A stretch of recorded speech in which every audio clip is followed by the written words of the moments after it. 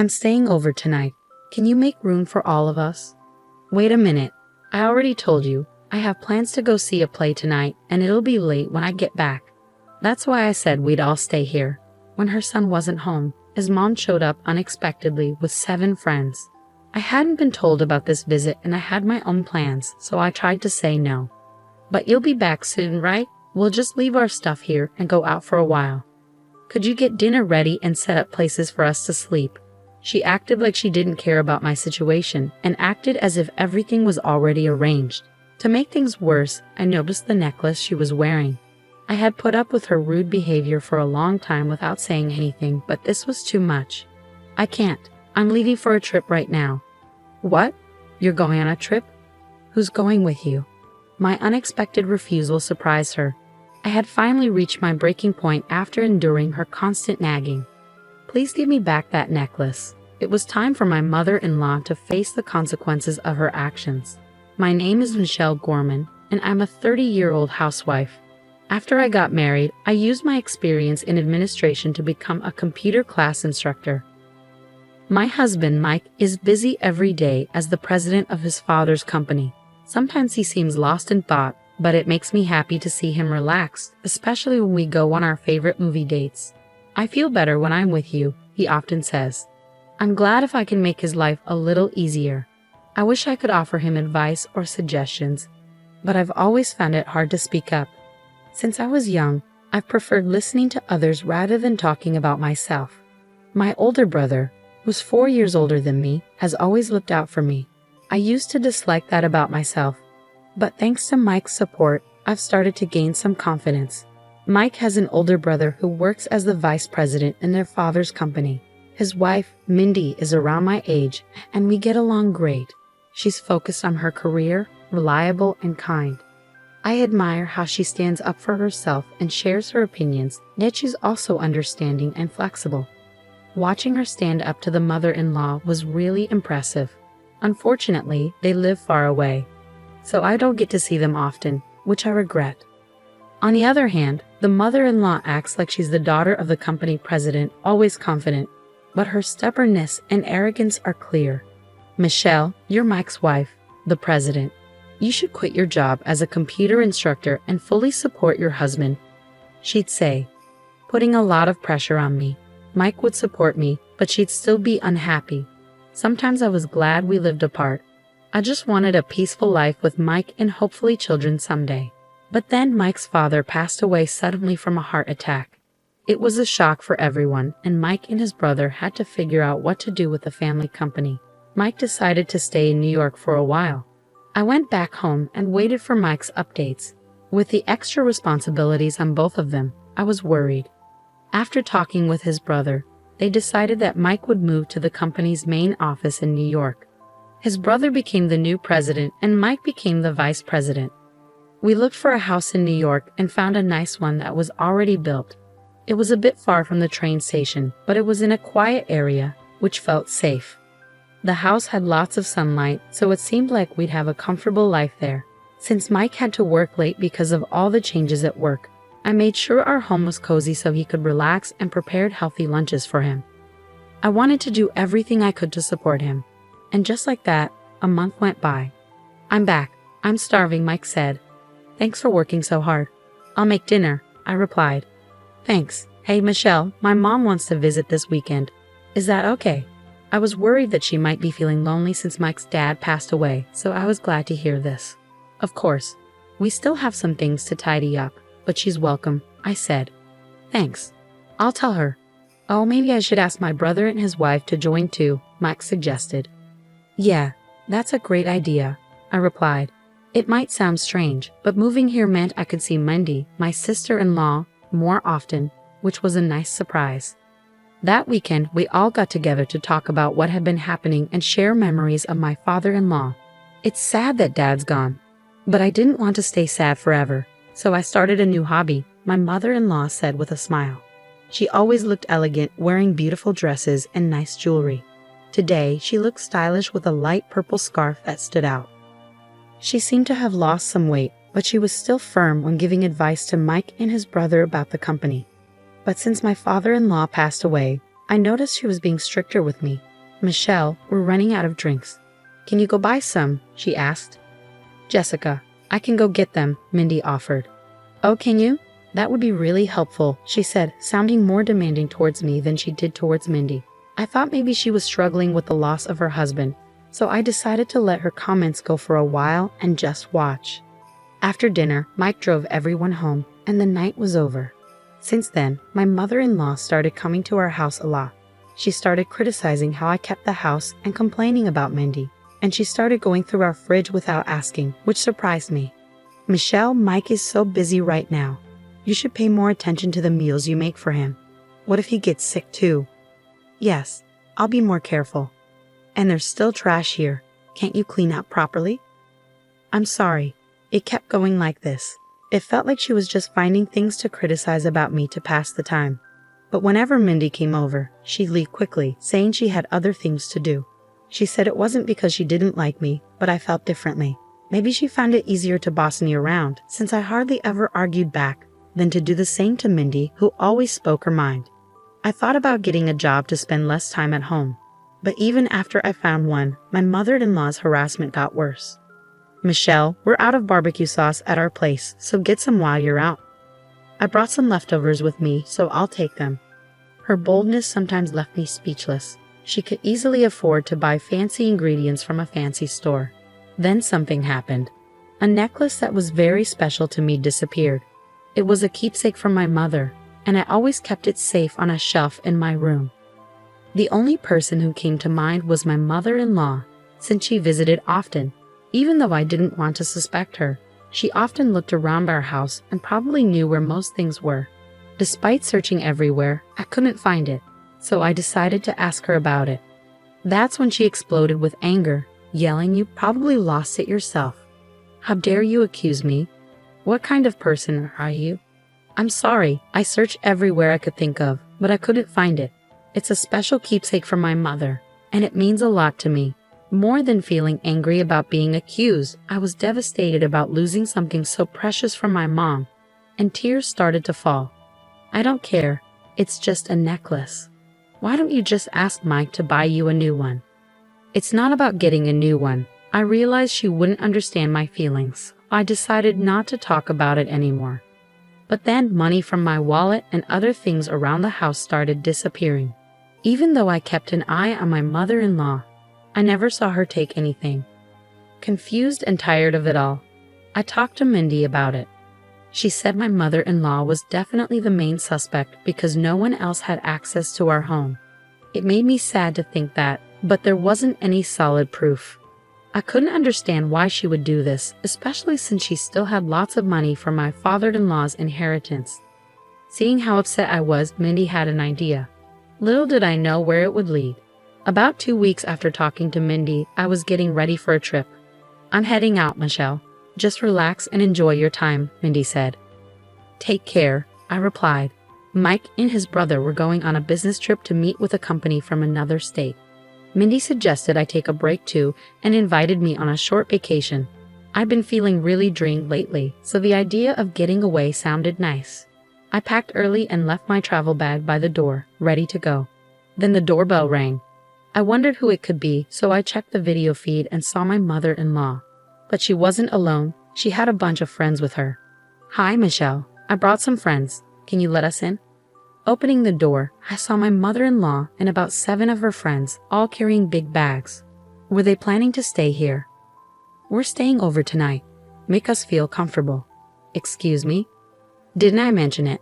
We're going to see a play nearby tonight, and since it ends late, we decided to stay here," she said casually. This was news to me, especially since my departure time was approaching. "Oh, did I inconvenience you? Jessica told me you were okay with it." I hadn't heard anything like that, and it seemed like she was making up excuses. Feeling more and more frustrated, I responded firmly. "I'm sorry, but I wasn't told about this, and I already have plans." She looked surprised by my answer. "But you'll be back soon, right? We'll just drop our bags and go out for a while. Can you make dinner and set up beds for us?" Ignoring my plans, she seemed to think everything was already arranged. "I can't. I'm going on a trip." "A trip? Who with?" "With Mindy." "Oh, just with Mindy? You can go anytime." We've come all this way just for today. How long are you going to make us wait? She pressed, disregarding my plans. Then, I noticed something glinting around her neck. Wait, that necklace you're wearing. To my astonishment, it was the same necklace that was a precious memento from my mother. Jessica, where did you get that necklace? Why, it's just one of my collections. Is there a problem? She replied with a smug look. That can't be right. That necklace is rare and limited edition. While I was talking to her, Mindy arrived. I was wondering why you didn't show up at our meeting place and didn't contact me. So this is what was happening. I'm sorry I couldn't get in touch, Mindy. Seeing my expression, Mindy instantly knew something was wrong.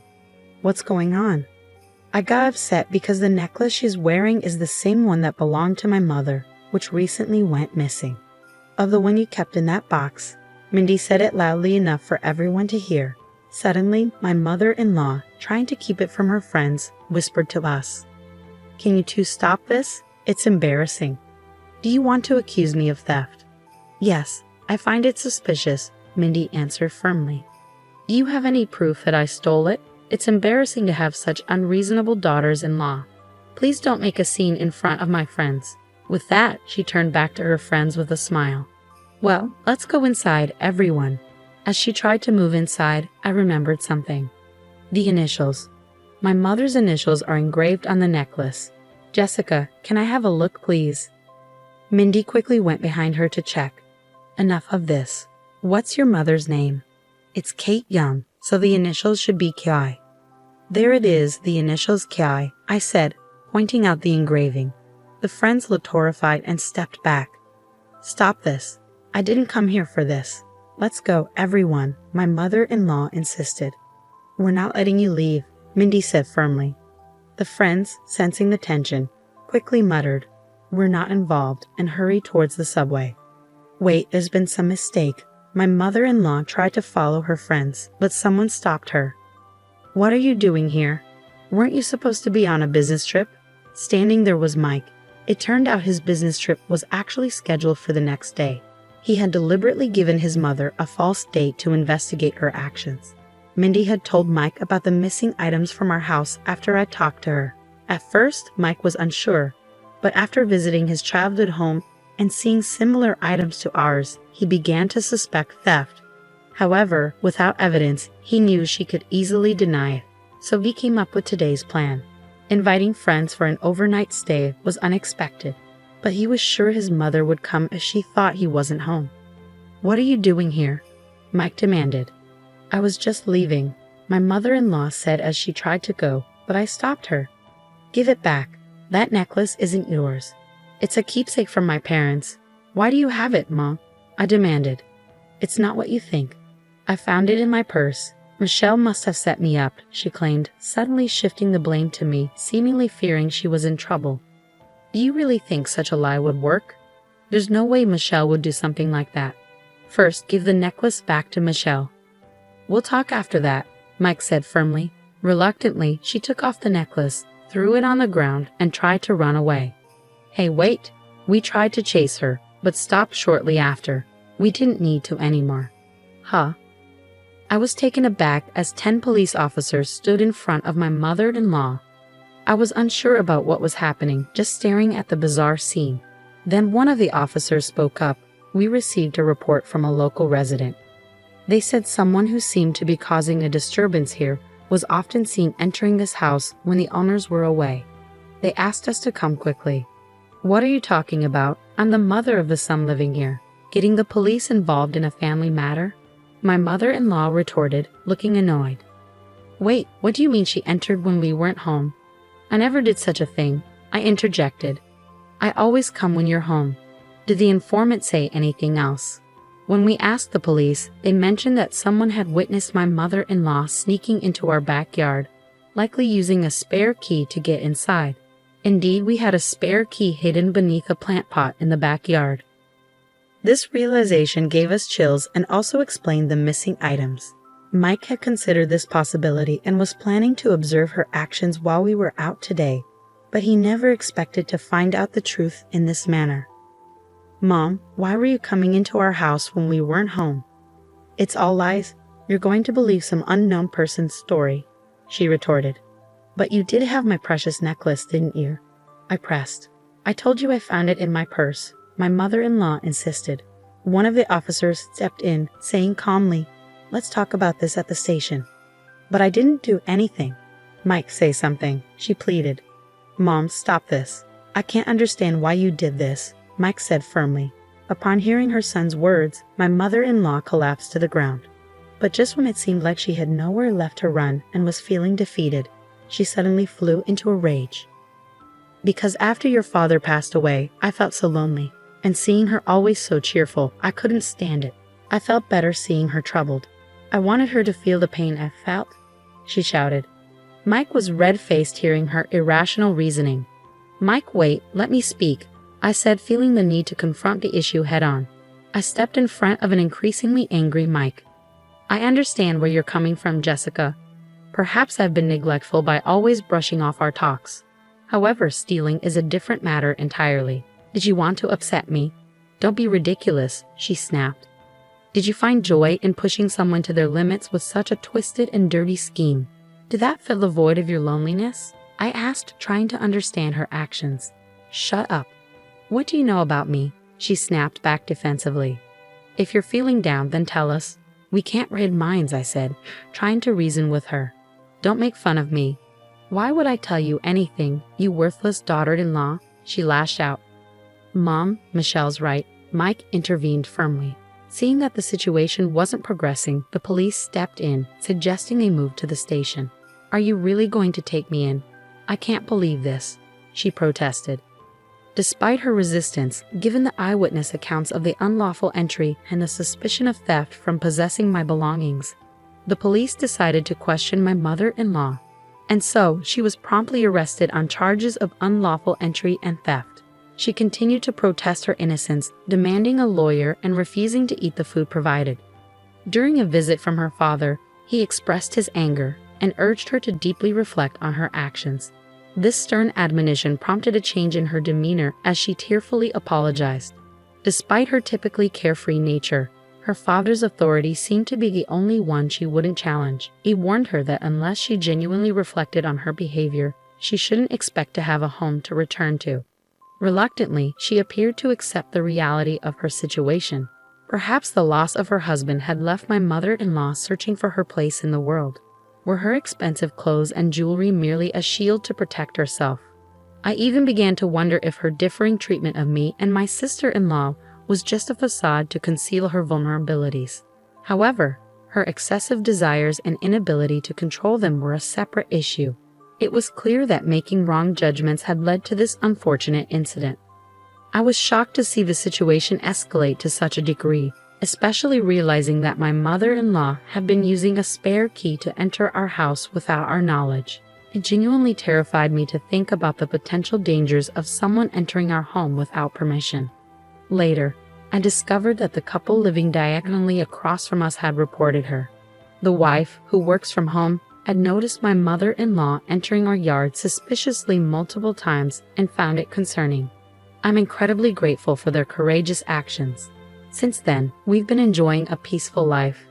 To ensure our safety, we changed our locks and stopped hiding a spare key in the yard. Mike decided to cut ties with his mother and made her promise not to contact us again. He warned of legal action if she attempted to do so. After her release, she returned to her rural childhood home and reportedly adopted a more modest lifestyle. A significant change from her previous lavish ways. Under the watchful eye of her father, she now helps around the house from early morning. I sincerely hope she takes this opportunity to reflect on her past behaviors. Meanwhile, my own father has moved in with us as a precaution against any further unexpected visits from my mother-in-law. He's here to ensure my safety. But there's another reason he's with us. I'm currently expecting our first child. The anticipation of becoming grandparents, coupled with the support of Mike, fills me with a sense of warmth and determination. While material possessions can bring temporary satisfaction, it's the presence of loved ones that truly enriches our lives. As we discuss our living arrangements, surrounded by our dear ones, we are committed to preserving the peace and happiness of our daily lives. But